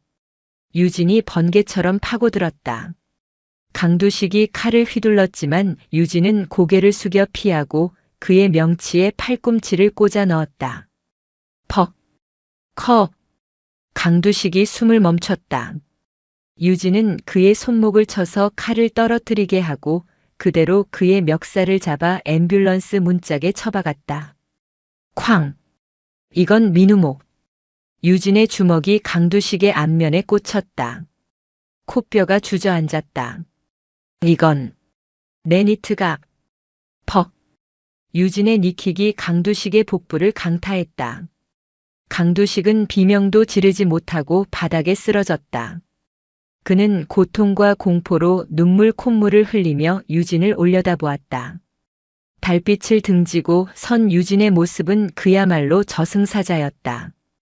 유진은 쓰러진 강두식의 가슴을 군화발로 밟았다. 그리고 천천히 총을 들어 겨눴다. 끝내자. 그때였다. 바닥에 떨어진 강두식의 무전기에서 치직거리는 소리가 들려왔다. 여기는 3분대. 의무실. 의무실 침입 흔적 발견. 차민우 일병이. 없습니다. 유진의 눈동자가 흔들렸다. 차민우가 없다? 강두식이 피 섞인 웃음을 터뜨렸다. 크크. 멍청한 년. 내가 진짜 혼자 왔을 것 같아? 강두식의 눈이 의무실 쪽을 향했다. 내 친구들이 네 동생 데리고 놀고 있을걸? 함정은 연병장이 아니었다. 연병장은 유진을 묶어두기 위한 미끼였고 진짜 목표는 의무실에 있던 민우였다. 부대 내에 강두식의 추종 세력이 더 있었다는 것을 유진은 간과했다. 유진은 강두식의 머리를 개머리판으로 내리쳐 기절시켰다. 이 개새끼가. 유진은 의무실을 향해 달리기 시작했다. 심장이 터질 것 같았다. 민우야 제발. 조금만 버텨. 누나가 간다. 양구의 밤은 아직 끝나지 않았고 사냥은 이제 막 시작되었을 뿐이었다. 강두식이 쓰러진 연병장을 뒤로 하고 유진은 어둠 속을 질주했다. 폐가 찢어질 듯한 한기가 식도를 타고 넘어왔지만 그녀는 멈출 수 없었다. 의무실이 비어있다는 것은 놈들이 계획적으로 움직였다는 뜻이다. 강두식이 시선을 끄는 사이 그의 추종 세력들이 민우를 빼돌린 것이다. 어디로 갔지? 유진은 달리면서 머릿속에 입력해둔 부대 지도를 빠르게 스캔했다. 부대는 진돗개 하나 발령으로 모든 초소와 길목이 차단된 상태였다. 외부로 나가는 건 불가능하다. 그렇다면 내부다. 사람들이 잘 찾지 않는 곳, 은밀하게 린치를 가할 수 있는 곳. 그녀의 뇌리에 한 곳이 스쳤다. 구 탄약고. 신막사 공사로 인해 현재는 쓰지 않는 부대 가장 구석진 곳에 위치한 폐건물. 유진은 방향을 틀었다. 숲길을 가로지르며 그녀는 바닥에 남겨진 희미한 흔적들을 읽어냈다. 지식여진 눈, 끌려간 발자국, 그리고 뚝뚝 떨어진 링거에게 흔적. 찾았다.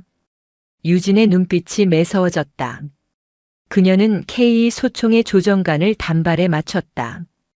구 탄약고 앞은 적막했다. 녹슨 철문은 굳게 닫혀 있었지만 문틈으로 희미한 불빛이 새어나오고 있었다. 유진은 문 옆에 바짝 붙어 숨을 골랐다. 안에서 웅성거리는 소리가 들려왔다. 야, 이거 진짜 괜찮은 거냐? 강 병장님 연락이 없는데? 아, 몰라. 시키는 대로만 하면 된다니까. 이 새끼만 데리고 있으면 우리가 갑이라니까. 떨리는 목소리의 주인공은 박상병이었다. 강두식의 오른팔 노릇을 하며 민우를 괴롭히던 놈. 그리고 또 한 명, 덩치가 큰 최상병의 목소리도 들렸다. 야, 이민준. 일어나봐. 죽은 척하지 말고. 퍽.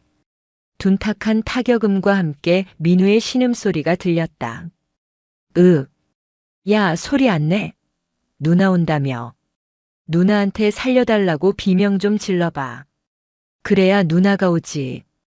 유진의 손이 문손잡이를 잡았다. 차가운 금속의 냉기가 손바닥을 찔렀다. 그녀는 문을 열지 않았다. 대신 군화발로 문고리 옆에 낡은 경첩 부위를 정확히 가격했다. 쾅! 녹슨 경첩이 비명을 지르며 떨어져 나갔고 육중한 철문이 덜컹거리며 열렸다. 누구야? 안에 있던 박상병과 최상병이 기겁하며 뒤로 물러났다. 탄약고 안은 퀴퀴한 곰팡이 냄새와 피 냄새로 진동했다.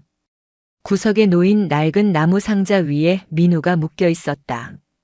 환자복은 흙투성이가 되었고 링거줄은 뽑혀서 팔에서 피가 흐르고 있었다. 입에는 재갈이 물려 있었다.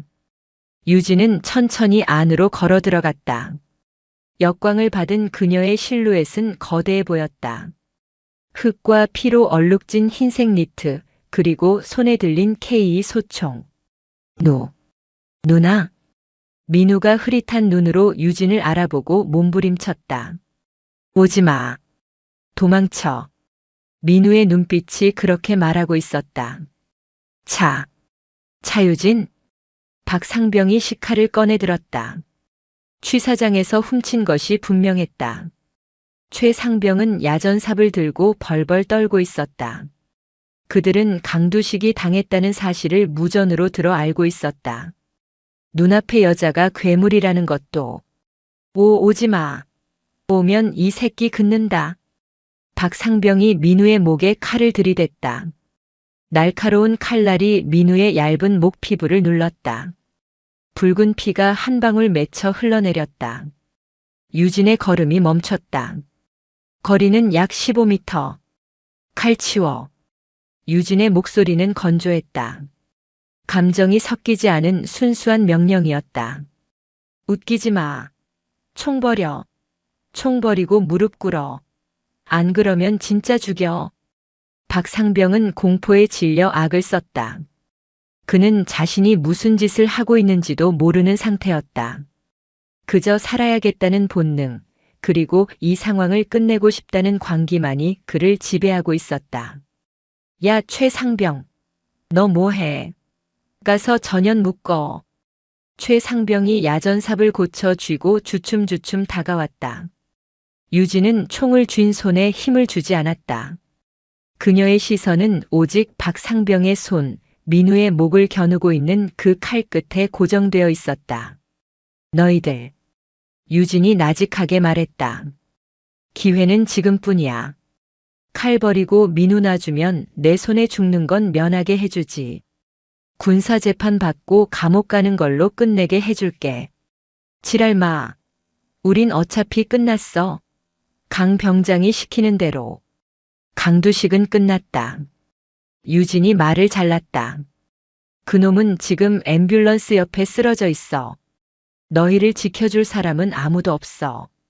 박상병의 눈동자가 흔들렸다.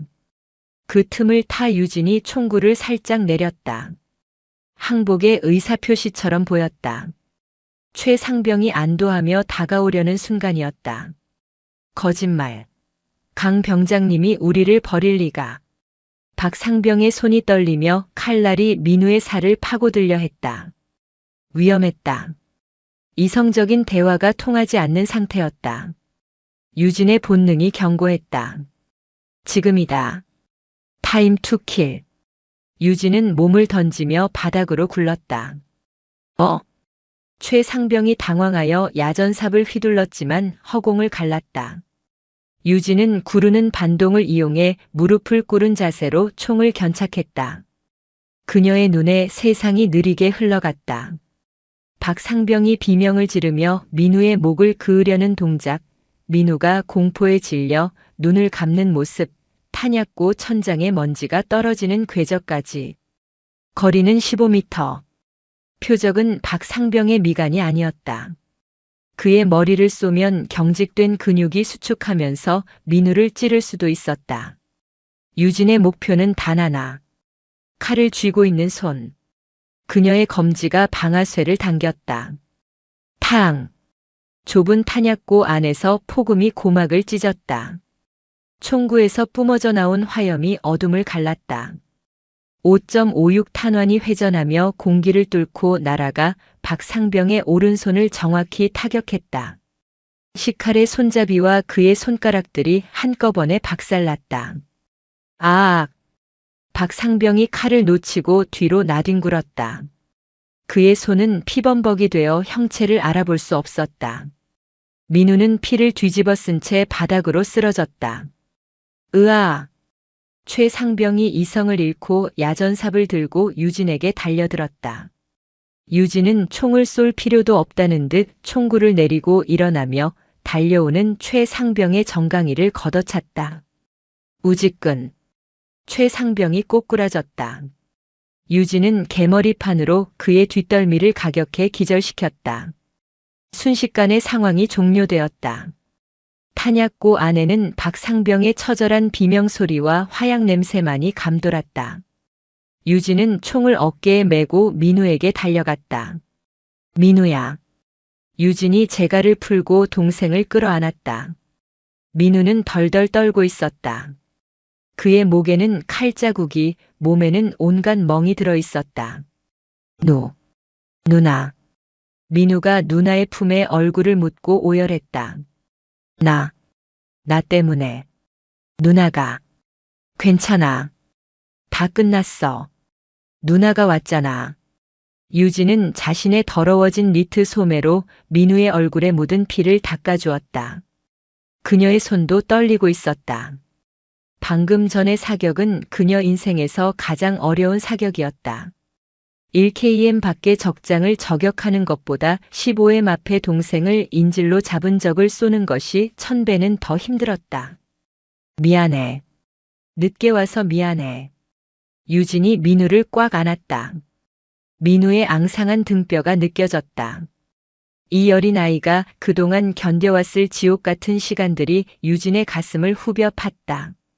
그때 밖에서 사이렌 소리가 들려왔다. 이번에는 진짜 헌병대와 앰뷸런스였다. 손들어. 무기 버려. 무장한 헌병 특수임무대가 탄약고 안으로 진입했다. 수십 개의 레이저 포인터가 유진의 가슴과 머리를 겨눴다. 움직이면 쏜다. 무기 내려놔. 유진은 천천히 민우를 바닥에 뉘었다. 괜찮아. 누나 아무데도 안 가. 그녀는 자리에서 일어나 K 소총을 바닥에 내려놓았다. 그리고 천천히 두 손을 머리 위로 올렸다. 헌병들이 달려들어 유진을 바닥에 눕히고 수갑을 채웠다. 거칠고 모욕적인 손길이었지만 유진은 반항하지 않았다. 그녀의 시선은 오직 들것에 실려나가는 민우에게 고정되어 있었다. 민우가 실려나가며 유진을 바라보았다. 누나. 유진은 흙바닥에 얼굴이 눌린 채로 동생을 향해 희미하게 미소 지었다. 살았으면 됐어. 그거면 돼. 그녀의 하얀 니트는 이제 완전히 흙과 피로 검게 변해 있었다. 하지만 그 순간 그녀는 세상 그 누구보다 빛나는 군인이었다. 새벽이 밝아오고 있었다. 양구의 산 능선 위로 푸르스름한 빛이 감돌았지만 21사단 66연대는 여전히 혼돈의 도가니였다. 대대장실은 임시 취조실로 변해 있었다. 유진은 의자에 앉아 있었다. 양손에는 수갑이 채워져 있었고 그녀의 앞에는 헌병대 수사관과 육군본부에서 급파된 감찰 장교가 앉아 있었다. 민석훈 중령은 그 옆에서 안절부절 못하며 서성거렸다. 그는 자신의 안위를 위해 이 모든 책임을 유진에게 뒤집어 씌울 생각뿐이었다. 그러니까 차유진 씨. 감찰 장교인 김소령이 서류를 탁탁 치며 말했다. 민간인 신분으로 위병소를 무단 돌파하고 헌병을 폭행하여 총기를 탈취하고 부대 내 시설물을 파괴하고 심지어 병사에게 실탄 사격까지 했다. 맞습니까? 동생을 구하기 위해서였습니다. 유진이 건조하게 대답했다. 그건 동기일 뿐이고 팩트는 범죄를 저질렀다는 겁니다. 그것도 전시 상황에 준하는 진돗개 하나 상황에서 민간인이 총을 쐈어요. 이건 내란죄에 준하는 처벌도 가능합니다. 그럼 내 동생이 죽게 내버려 뒀어야 합니까? 유진이 김소령을 노려봤다. 당신네들이 만든 시스템이 내 동생을 지키지 못해서 내가 직접 한 겁니다. 그게 죄라면 달게 받겠습니다. 하지만 유진의 시선이 민석훈 중령에게 향했다. 저 지휘관이라는 작자가 사건을 은폐하려고 했던 것, 그리고 강두식이라는 탈영병을 놓쳐서 부대를 위험에 빠뜨린 것. 그것부터 조사해야 순서 아닙니까? 이 여자가 어디서 말대꾸야. 민중령이 발끈해서 소리쳤다. 김소령님 들으셨죠? 아주 반성의 기미가 없습니다. 저 여자가 먼저 위병소에서 행패를 부려서 일이 이렇게 커진 겁니다. 강두식 병장도 저 여자 때문에 자극받아서 탈영한 거고요. 뭐라고요? 유진이 어이가 없어서 웃음을 터뜨렸다. 지금 피해자 탓을 하는 겁니까? 가해자가 칼 들고 설치는데 피해자가 자극해서 그렇다고. 조용히 해. 김소령이 책상을 내리쳤다. 차유진 씨. 당신은 지금 영웅이 아닙니다. 특수부대 출신이라고 뭐라도 되는 줄 아나 본데 당신은 그냥 통제 불능의 위험분자일 뿐입니다. 지금 당장 구속영장 청구할 겁니다. 철컥. 그때 대대장실 문이 열렸다. 헌병이 제지할 틈도 없이 정복 차림의 중년 남자가 성큼성큼 들어왔다. 그의 어깨에는 별 하나 준장 계급장이 빛나고 있었다. 장태수, 특수전 사령부 참모장. 방 안의 공기가 순식간에 바뀌었다. 민중령과 김소령, 헌병 수사관들이 용수철처럼 튀어올라 경례를 붙였다. 충성. 장 장군은 그들의 경례를 받지도 않았다.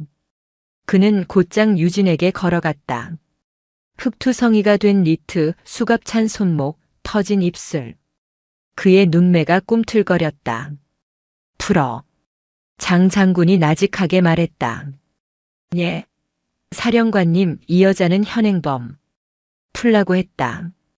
장 장군의 목소리가 한 톤 높아졌다.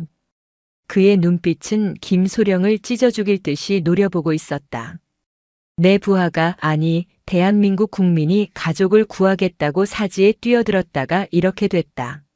그런데 훈장은 못줄망정 수갑을 채워? 김소령이 쭈뼛거리며 헌병에게 눈짓했다.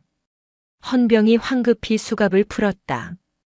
유진은 손목을 문지르며 자리에서 일어났다. 장군님. 고생했다 유진아.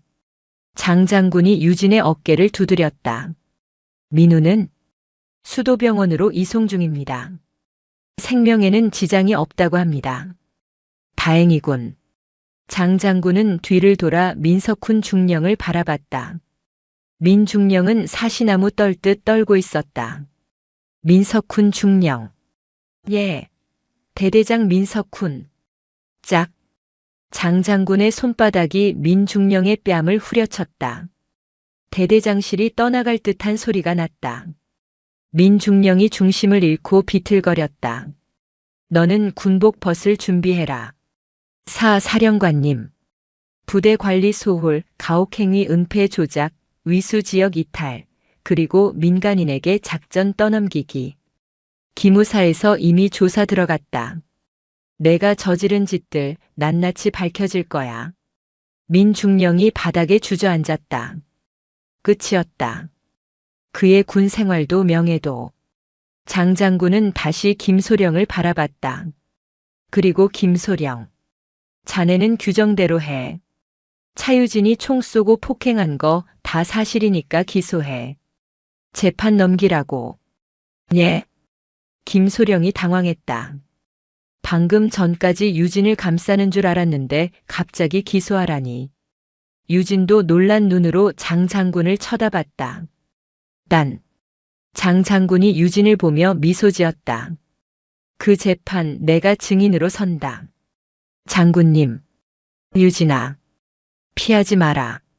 내가 한 일은 정당했다. 하지만 법은 그걸 증명하라고 요구할 거야. 숨어서 해결하지 마.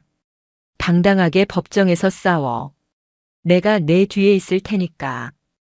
유진은 입술을 깨물었다. 가슴 속에서 뜨거운 것이 울컥 치솟았다. 그녀는 차렷 자세를 취하고 경례를 붙였다. 알겠습니다. 장 장군이 그녀의 경례를 받아주었다. 가자. 민우 보러 가야지. 유진은 장 장군과 함께 대대장실을 나섰다. 복도에는 밤새 공포에 떨었던 병사들이 나와 있었다. 그들 중에는 최진우 이병도 있었다. 그는 유진을 보며 울면서 고개를 숙였다. 미안함과 고마움이 뒤섞인 인사였다. 유진은 부대 정문을 나서며 뒤를 돌아보았다. 아침 햇살이 양구의 산맥을 비추고 있었다. 지옥 같았던 밤이 지나고 폭풍은 이제 막 지나갔다. 하지만 그녀는 알고 있었다. 진짜 싸움은 이제부터라는 것을. 총칼이 아닌 법전과 여론, 그리고 거대한 시스템과의 전쟁이 기다리고 있었다. 그녀는 주머니에서 깨진 가족사진 조각을 만지작거렸다. 날카로운 유리 조각이 손끝을 찔렀지만 그녀는 아프지 않았다. 기다려 민우야. 누나가 끝까지 지켜줄게. 검은색 세단에 오르는 유진의 뒷모습은 더 이상 쫓기는 자의 것이 아니었다. 폭풍의 눈 한가운데로 걸어 들어가는 전사의 모습이었다. 서울 용산구 국방부 내 고등군사법원. 대법정의 공기는 무거웠다. 방청석은 취재진과 군 관계자들 그리고 피고인들의 가족들로 발 디딜 틈이 없었다. 사건의 파장이 워낙 컸기에 재판부는 이례적으로 일반인 방청을 허용했다. 피고인석에는 3사람이 앉아 있었다. 휠체어에 타고 오른팔과 다리에 깁스를 한 강두식, 여전히 손목에 보호대를 차고 있는 최무혁 중사, 그리고 검은 정장을 입은 차유진. 강두식은 재판 내내 고통스러운 표정을 지으며 신음소리를 냈다. 그것은 철저히 계산된 연기였다. 그의 변호인은 그 점을 파고들었다. 재판장님, 보시다시피 제 의뢰인 강두식 병장은 현재 일상생활이 불가능할 정도의 중상을 입었습니다. 민간인이 군부대에 난입하여 무방비 상태의 병사를 무자비하게 폭행하고 관절을 고의로 파괴했습니다. 이것이 과연 정당 방위입니까? 명백한 살인 미수이자 사적 제재입니다. 강두식의 변호인은 화려한 언변으로 유진을 피도 눈물도 없는 인간병기로 몰아갔다. 방청석 곳곳에서 웅성거리는 소리가 들렸다. 검사석에 앉은 군 검찰관 김소령 역시 유진에게 적대적이었다. 그는 조직의 안위를 위해 이 사건을 민간인의 난동으로 축소하라는 압박을 받고 있었다. 피고인 차유진. 김소령이 날카롭게 불렀다. 피고인은 사건 당일 구 탄약고에서 박상병에게 조준 사격을 가했습니까? 유진이 마이크를 잡았다. 그녀의 목소리는 법정의 소음보다 낮았지만 또렷했다. 네, 했습니다. 상대가 식칼을 들고 있었다고는 하나 15m 거리에서 K2 소총을 발사했습니다. 공포탄이나 위협 사격이 아닌 실탄을 조준해서 말입니다. 맞습니까? 네. 그 사격으로 박상병은 오른쪽 손가락 3개를 잃었습니다. 영구적인 장애를 입었죠. 피고인은 특수부대 교관 출신입니다. 굳이 총을 쏘지 않고도 제압할 수 있지 않았습니까?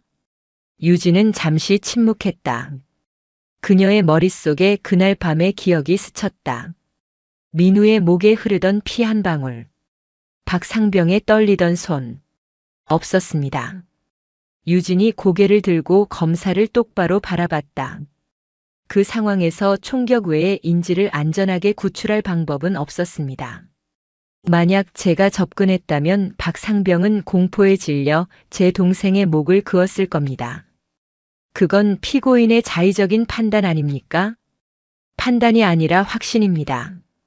저는 그렇게 훈련받았고 수백 번의 작전에서 증명했습니다. 오만하군요. 김소령이 비웃듯 말했다. 그 오만한 확신 때문에 군의 기강이 무너지고 병사들이 다쳤습니다.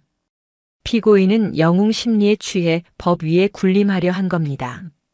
분위기가 유진에게 불리하게 돌아가고 있었다. 법은 결과만을 놓고 따지려 들었다. 과정의 참혹함은 서류 몇 장으로 덮이고 유진의 폭력성만이 부각되고 있었다.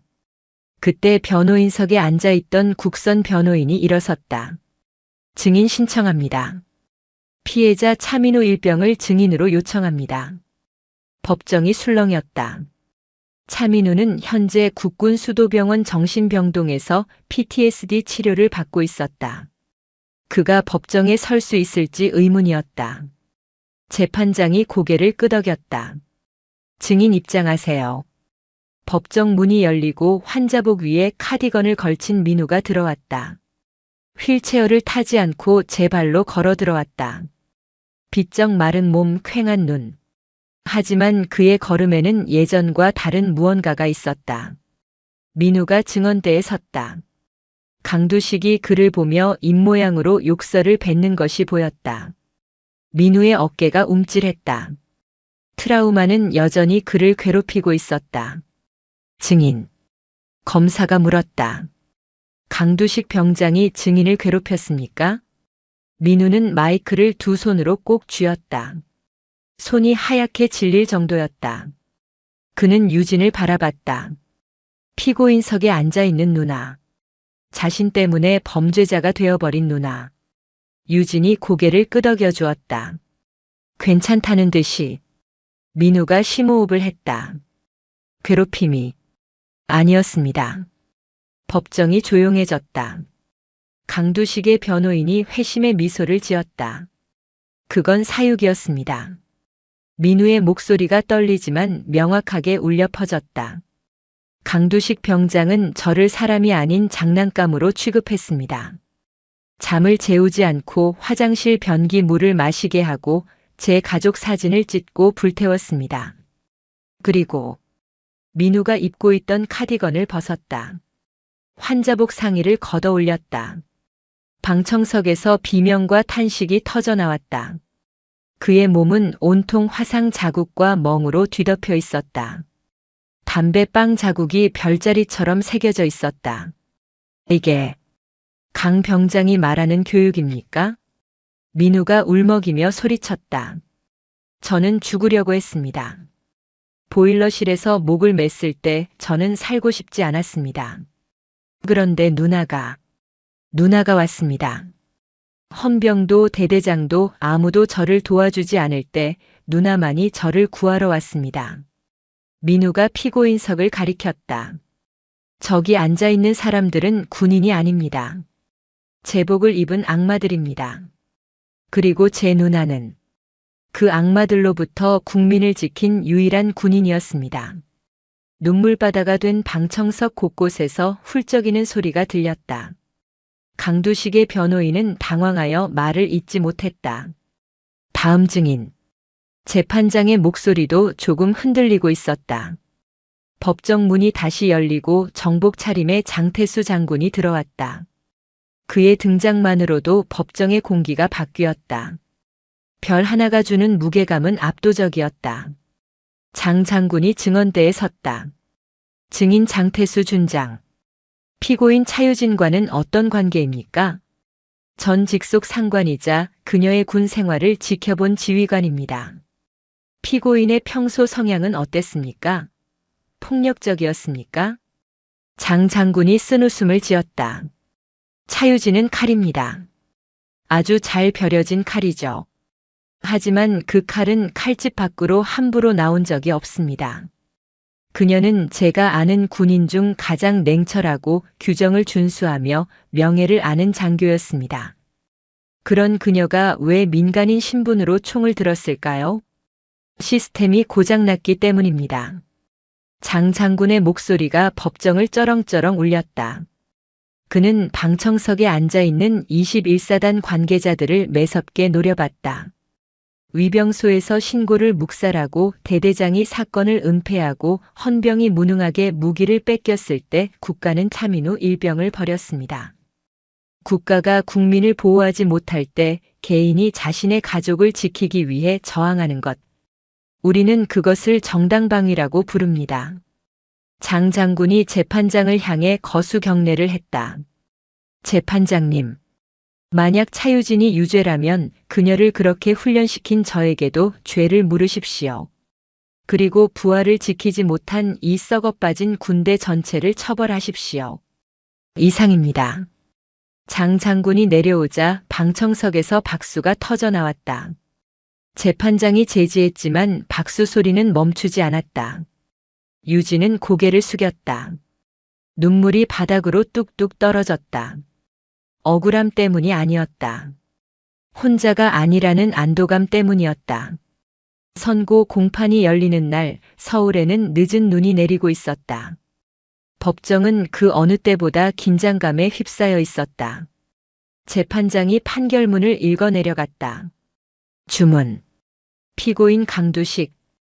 강두식은 고개를 푹 숙이고 있었다. 휠체어에 앉은 그의 몸이 미세하게 떨렸다. 피고인은 선임병이라는 지위를 이용하여 후임병에게 씻을 수 없는 신체적, 정신적 고통을 가했다. 또한 범행이 발각되자 반성하기는커녕 무장 탈영하여 인질극을 벌이고 살인을 시도했다. 이는 군의 기강을 뿌리째 흔드는 중대한 범죄이다. 이에 피고인 강두식에게 징역 15년을 선고한다. 15년. 군사법원치고는 이례적인 중형이었다. 강두식의 어머니가 오열하며 쓰러졌다. 피고인 최무혁. 최 중사가 벌떡 일어났다. 피고인은 위병소 근무 중 민간인을 상대로 성추행 및 가혹행위를 저질렀으며 직무를 유기하여 사태를 악화시켰다. 징역 5년 및 불명예 전역을 선고한다. 피고인 민석훈. 민중령은 이미 옷을 벗은 상태였다. 그는 민간인 신분으로 재판을 받고 있었다. 사건 은폐 및 직권 남용 혐의로 징역 3년, 집행유예 5년을 선고한다. 이제 마지막 순서였다. 모든 시선이 차유진에게 쏠렸다. 그녀는 담담한 표정으로 일어섰다. 피고인 차유진. 재판장이 잠시 숨을 골랐다. 판결문을 쥔 그의 손이 신중하게 움직였다. 피고인은 민간인 신분으로 군부대에 침입하여 무기를 탈취하고 상해를 입혔다. 이는 법치 국가에서 용납될 수 없는 행위이다. 실정법 위반은 명백하다. 유진은 눈을 감았다. 각오하고 있었다. 감옥에 가더라도 후회는 없었다. 민우가 살았으니까. 그러나 재판장의 목소리가 이어졌다. 재판부는 피고인이 범행에 이르게 된 경위를 참작하지 않을 수 없다. 피고인의 행위는 급박한 위기 상황에서 가족의 생명을 구하기 위한 유일한 수단이었음이 인정된다.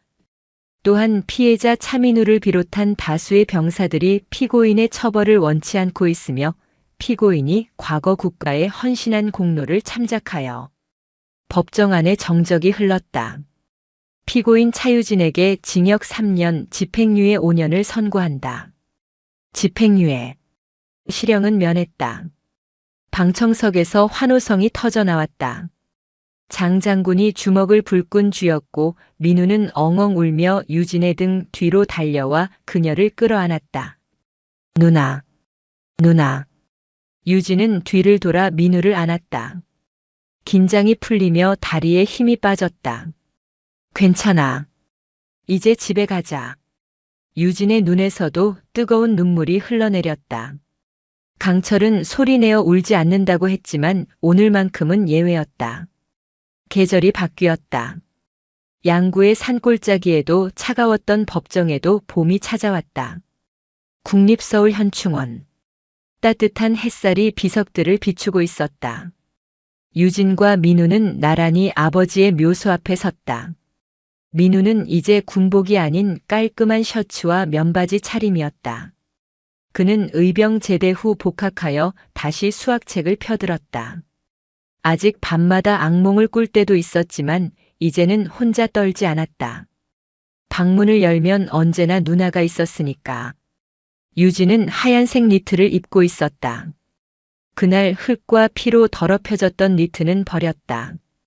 대신 민우가 아르바이트 첫 월급으로 사준 똑같은 디자인의 새 니트였다. 아버지, 저 왔어요. 민우가 비석에 소주를 따랐다. 저 전역했어요. 좀 시끄럽게 하긴 했지만 그래도 살아서 왔어요. 민우가 쑥스러운 듯 머리를 극적였다. 누나가 고생 많이 했죠. 아버지 딸내미 아니랄까봐 성격이 아주 불같아서요. 야. 유진이 민우의 옆구리를 쿡 찔렀다. 남매는 서로를 보며 웃었다. 그 웃음이 참으로 오랜만이었다. 유진은 아버지의 비석을 쓰다듬었다. 아버지, 저 약속 지켰어요. 민우 지켰어요. 바람이 불어와 유진의 머리카락을 흐트렸다. 마치 아버지가 머리를 쓰다듬어주는 것 같은 따뜻한 바람이었다. 누나, 이제 뭐 할 거야? 묘소를 내려오며 민우가 물었다. 장군님이 보안업체 자문위원 자리 소개해 주신다며? 연봉도 엄청나던데. 글쎄. 유진이 하늘을 올려다봤다. 구름 한 점 없는 파란 하늘이었다. 당분간은 좀 쉬려고. 너 학교 데려다주고 맛있는 거 해먹고 늦잠도 자고. 에이, 차유진이 늦잠을? 해가 서쪽에서 뜨겠다. 시끄러워. 오늘 저녁 뭐 먹을래? 김치찌개. 누나가 해주는 거. 돼지고기 많이 넣어서? 당연하지. 두 사람은 현충원의 벚꽃길을 걸어 내려갔다. 유진의 하얀 니트 위로 분홍색 꽃잎 하나가 살포시 내려앉았다. 그녀는 더 이상 전장의 독사 바이퍼가 아니었다.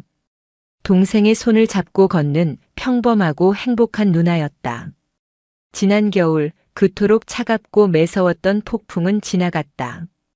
그리고 폐허가 된 자리에도 어김없이 새살이 돋고 꽃이 피어났다. 유진이 민우의 손을 꽉 잡았다. 가자. 응. 두 사람의 뒷모습이 봄 햇살 속으로 천천히 멀어져 갔다. 길고 긴 겨울밤을 건너온 그들에게 비로소 완연한 봄이 오고 있었다.